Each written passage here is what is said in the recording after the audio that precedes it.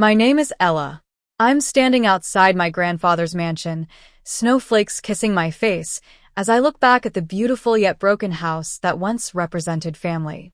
The car beside me is dusted white, and the memories of what just happened inside are still fresh, like an open wound that stings with the cold air. It all started at Christmas. I almost didn't come, but Grandpa had called and said, "You should be here, Ella. You deserve to be." So, I arrived not as the meek girl they used to know, but as a woman armed with the truth. As I stepped in, the familiar smell of cinnamon and the air of wealth hit me. My parents, Mr. and Mrs. Thompson, were already there. Dad gave me a stiff nod, his jaw clenched tight, and he hadn't looked me in the eye since Thanksgiving. Mom's voice was overly bright as she said, "Ella, you came," as if me showing up was a generous act. My brother, Max, mumbled a half-hearted greeting from the couch, his eyes glued to his phone as usual. Grandma was standing by the kitchen doorway, her hands nervously fidgeting with her apron. Grandpa, sitting at the head of the table, had an unreadable expression on his face. The table was set with the same fine china and silverware as before, but this time, the warmth was absent. Dinner began with a typical small talk, full of hidden meanings. Aunt Lily was dropping passive, aggressive comments like, "Ella's still in that little apartment, dear," while Uncle Robert pretended not to hear. I just let them talk and waited. Halfway through the meal, Dad stood up and tapped his glass with a spoon. With a rehearsed smile on his face, he said, "Family means everything. We've been through a lot this year, but what matters is sticking together." That's when I felt the bitter laugh rising in my throat, but I held it back. I reached down, picked up the folder beside my chair, and placed it gently on the table. The sound it made as it hit the wood cut through the chatter. "Since Thanksgiving," I said, my voice steady, "I've been asking one question. What fund?" The room fell silent. Grandpa looked up sharply, and Mom's hand froze halfway to her glass. "I have the answer now," I continued, pushing the folder towards the center of the table. "Every withdrawal, every date, every signature. You didn't use the fund for me. You used it for yourselves. For the new car, Max's extracurriculars, the vacations, all of it." Mom's lips trembled. "Ella, please not tonight." I cut her off. "Not tonight. I've worked double shifts, skipped meals, and struggled for years while you sat on the money that was supposed to be mine. And you told everyone I was doing fine." Dad's face darkened. "We did what we had to do for the family." I met his eyes firmly. "No. You did what was easiest for you. I was the family." A long, tense silence followed. Grandma whispered, "Oh my God," under her breath. Then Grandpa reached for the folder. He opened it slowly, and as he scanned the first few pages, bank records, payment slips, my tuition notices, his hands began to shake. When he looked up, his voice was quiet but full of anger. "You stole from your own daughter. From your own blood." Mom started crying messily. "We didn't mean to hurt her." Grandpa snapped, "You drained her future and lied to me about it for years." Dad tried to speak, but the look in Grandpa's eyes stopped him. "I trusted you, Tom. I trusted you with her life." I took a deep breath and said softly, "I've already filed a report. The bank's investigation is open.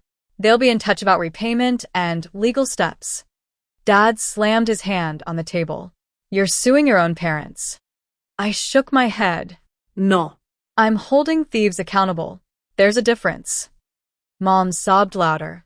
"Ella, you can't do this to us." I looked at her and felt nothing but a cold distance. "You did this to yourselves. You just didn't expect me to notice." Aunt Lily leaned forward, whispering, "Oh, dear Lord," as if she was watching a train wreck she couldn't look away from. Max sat frozen, guilt flickering across his face. Then Grandpa stood up slowly, his chair scraping the floor. He walked around the table and stopped beside me. For a moment, I thought he might be angry at me for causing a scene. But then he put a hand on my shoulder and said quietly, "You don't have to face this alone." I nodded, my throat tight. I knew. Dad stared at us in disbelief. "You're taking her side?" he asked Grandpa. "There's only one side here," Grandpa replied. The truth. After that, no one spoke. The only sounds were the slow ticking of the clock and the faint hiss of the fireplace. I gathered the folder, put it back in my bag, and stood up. My legs were steady this time. As I reached the doorway, Mom called out through her tears, Please, Ella, we can fix this. I turned back just once and said, You can't fix something you never intended to keep whole. Now let me take you back to Thanksgiving. Thanksgiving was supposed to be a time of family and warmth, but when I drove up to Grandpa's mansion, it felt more like walking into a world where I didn't belong. The driveway was lit by golden lights, and through the tall windows, I could see my family gathered around the grand table. Everyone looked so polished, with their fancy suits and perfectly rehearsed smiles. I smoothed down the wrinkles on my second-hand dress and took a deep breath, telling myself to just get through the night without feeling like an outsider in my own family. Once inside, the warm, cinnamon-scented air wrapped around me.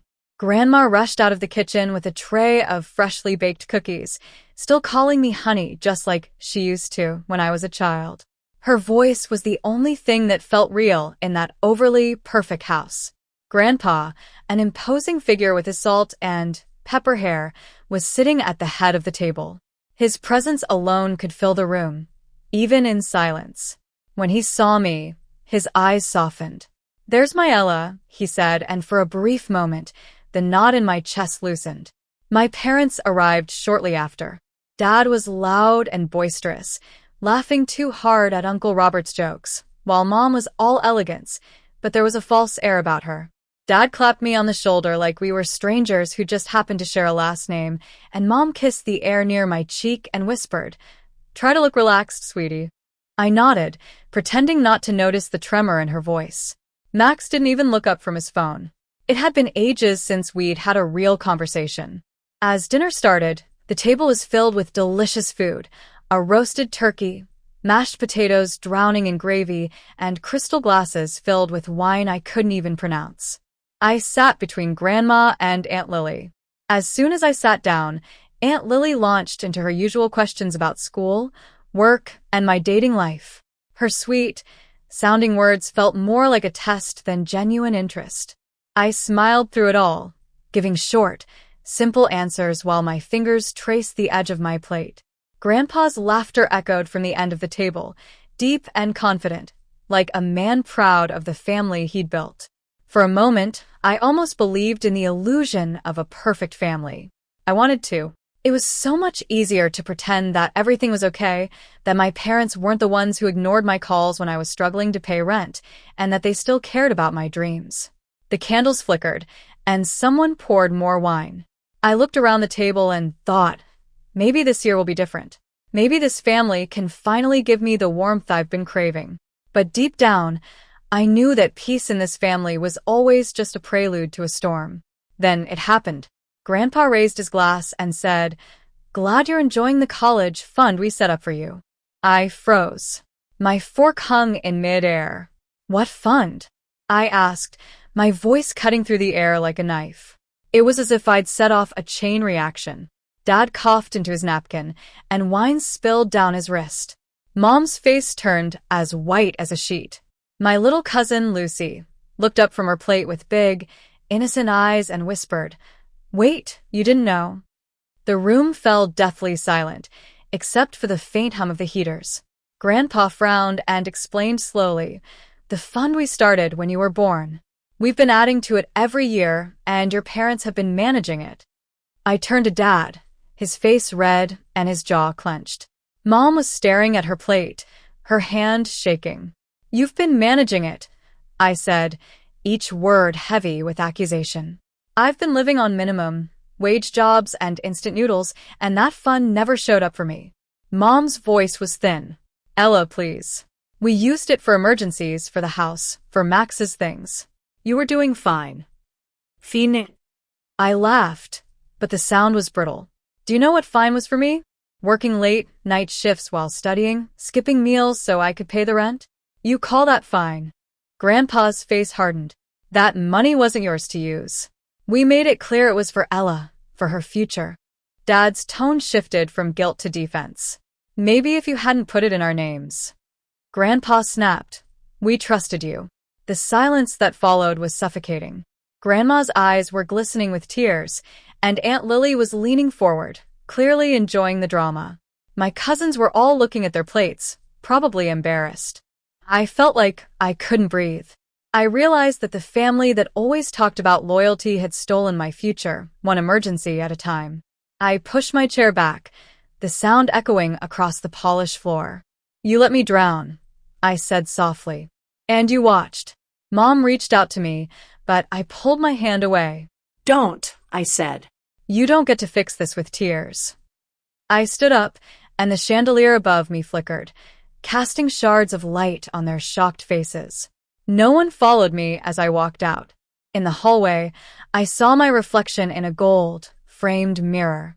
I looked small, furious, and unrecognizable. The air outside was colder than I expected. My breath came out in white clouds. The mansion behind me glowed with warmth, but every window seemed to be watching me leave. I didn't shed a tear. I couldn't. I drove home in silence, gripping the steering wheel so tightly that my knuckles ached. When I got back to my apartment, my dress still smelled like the flowers and the expensive candles from Grandpa's house. I ripped it off and dropped it on the floor. I sat on the edge of my bed, shaking. I kept hearing Grandpa's words, the fund we set up for you, and Dad's apology. We meant to replace it. It was all just a lie I'd been too naive to see. Around me, my small apartment looked even more shabby.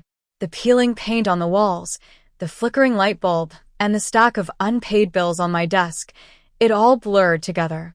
Every sacrifice I'd made, every long hour at work, it had all been for nothing. They'd let me struggle while living comfortably on the money that was meant for my future. I pulled out my laptop and searched for the bank Grandpa had mentioned.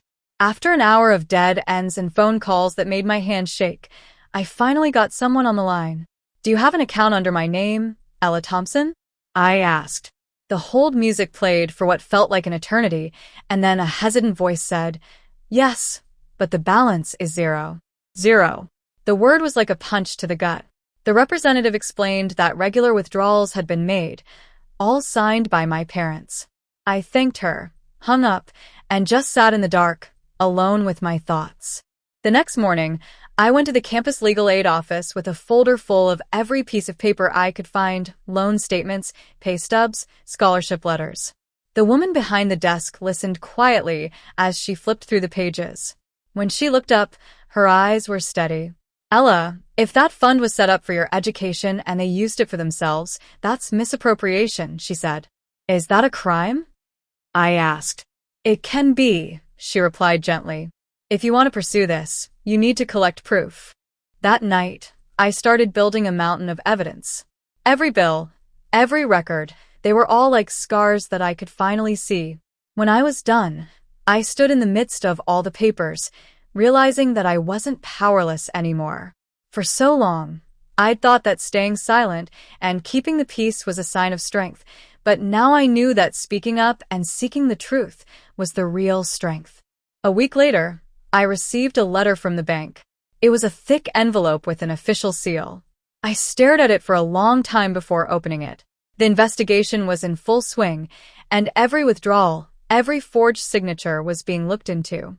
If fraud was proven, the bank said my parents would be held financially responsible. I didn't feel joy or excitement. Justice felt more like finally being able to take a deep breath after being underwater for years. A few days after that, Grandpa called. He didn't ask about the case, he just said, "There's something waiting for you at the bank."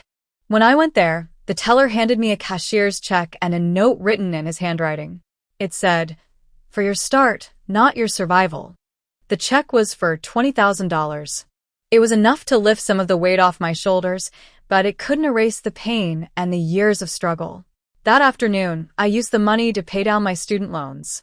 Watching the numbers on the screen go down didn't feel like a victory. It felt like getting back the time that had been stolen from me. I opened a new bank account just in my name. No shared signatures, no loopholes. It was mine and only mine. Spring came early that year. I graduated under a pale sky, wearing a borrowed graduation cap and a smile that I finally felt I'd earned. In the crowd, I saw Grandpa and Grandma clapping for me. My parents weren't there, and for the first time, I truly didn't care. As I walked across the stage, I wasn't carrying the shame and the pain of my family's betrayal anymore. I was just carrying my own name and the quiet peace that comes after a storm. They say family is forever, but I've learned that forever doesn't mean blind loyalty. Sometimes it means having the courage to walk away. I used to think that staying silent was strength, but now I know that silence only protects the ones who hurt you. Family isn't just about sharing blood. It's about people who support and respect your future. If you've ever had to choose between truth and family, let me know where you're listening from. I want to know that I'm not alone. And don't forget to hit subscribe because the next story might just remind you how strong you really are.